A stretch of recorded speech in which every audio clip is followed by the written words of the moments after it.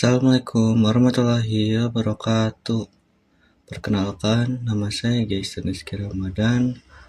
Saya bersekolah di SMKN 2 Baleendah dengan jurusan TJKT. Nah, kali ini aku bakalan bahas tentang network fundamental. Seperti apa network fundamental itu? Langsung saja kita ke materinya. Nah, sebelum kita mengenal apa itu network, kita harus mengenal dulu apa itu jaringan komputer.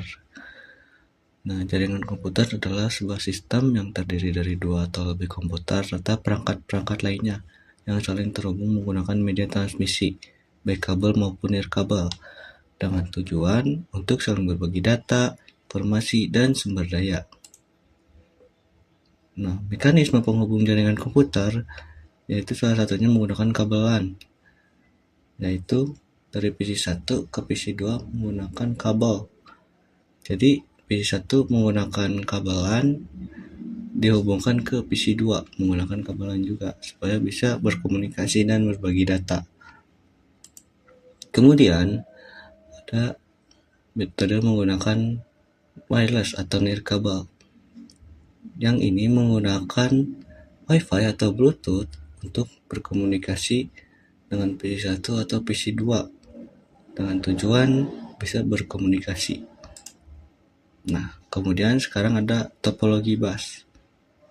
Nah, bagaimana supaya ketiga PC ini bisa berkomunikasi di dalam satu jaringan yang sama? Nah, dengan cara menghubungkan semua PC-nya dengan switch supaya PC1 bisa berkomunikasi dengan PC yang kedua dan PC ketiga bisa berkomunikasi dengan PC yang satu. Seperti itu. Nah, kali ini saya bakalan bahas cara ngedownload Cisco Packet Tracer.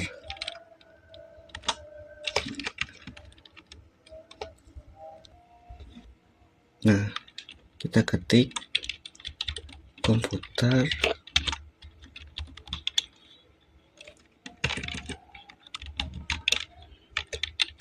networking node. Nah, kita cari yang Cisco Packet Tracer. Nah, kemudian kita pilih yang Cisco Packet Tracer 9.0.0. Nah, langsung saja kita download, sesuaikan dengan sistem operasi teman-teman, misalkan Windows, Linux, atau macOS. Seperti itu. Nah, berhubung saya sudah memiliki Cisco-nya, kita langsung saja masuk ke Cisco-nya. Nah, sebelum masuk ke Cisco-nya, kita harus matikan dulu internetnya, karena harus login dengan akun. Dan kalau nggak punya akun, kita harus matikan dulu internetnya. Seperti itu. Nah, kita langsung saja praktekkan. Kita pasang switch dan kedua PC. Seperti ini. Lalu kita hubungkan dengan dengan kabel strike. Nah, ketika sudah terhubung seperti ini, kita juga harus beri alamat atau IP address di setiap PC-nya. Misalkan yang ini bebas IP-nya ya. Sesuaikan saja dengan kemauan teman-teman.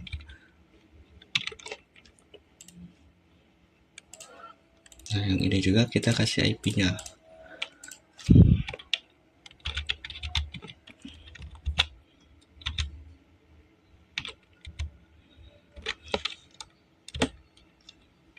Nah, ketika sudah diberi IP, kita langsung cek di command prompt apakah sudah bisa terhubung atau belum.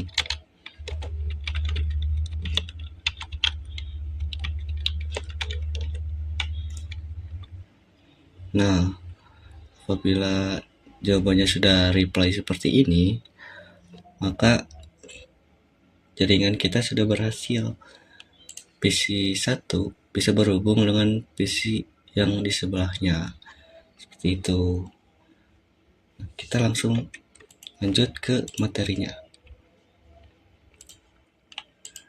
yaitu TCP/IP. Apa itu TCP/IP? TCP/IP adalah sekelompok protokol atau aturan standar yang digunakan untuk mengatur jalannya komunikasi data antar komputer di dalam jaringan, termasuk internet. Jika jaringan komputer adalah jalurnya, maka TCP/IP adalah aturan lalu lintasnya. Tanpa adanya TCP/IP, komputer dengan merek seperti sistem Linux atau Windows atau Android dan jenis yang berbeda tidak akan bisa saling ngobrol atau bertukar data. Nah, bagaimana cara kerjanya TCP/IP? Nah, di komputer pengirim, data yang berukuran besar akan dipecah-pecah menjadi bagian-bagian kecil yang disebut dengan paket data. Proses ini terjadi di transport layer menggunakan protokol TCP. Setiap paket diberi nomor urut agar nanti bisa disusun kembali. Di internet layer, setiap paket data tadi akan dibungkus dan diberi label atau alamat.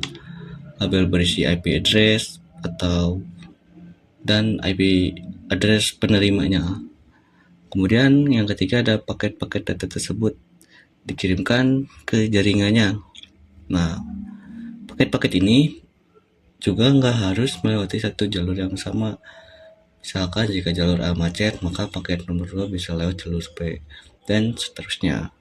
Lalu yang keempat ada, setelah semua paket sampai di komputer penerima, protokol TCP di komputer tersebut akan memeriksa apakah ada paket yang rusak atau hilang di jalan.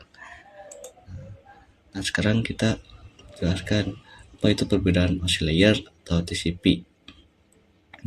OSI layer terdiri dari 7 pembagian atau 7 layer seperti application, presentation, session, transport, network, data link, dan physical.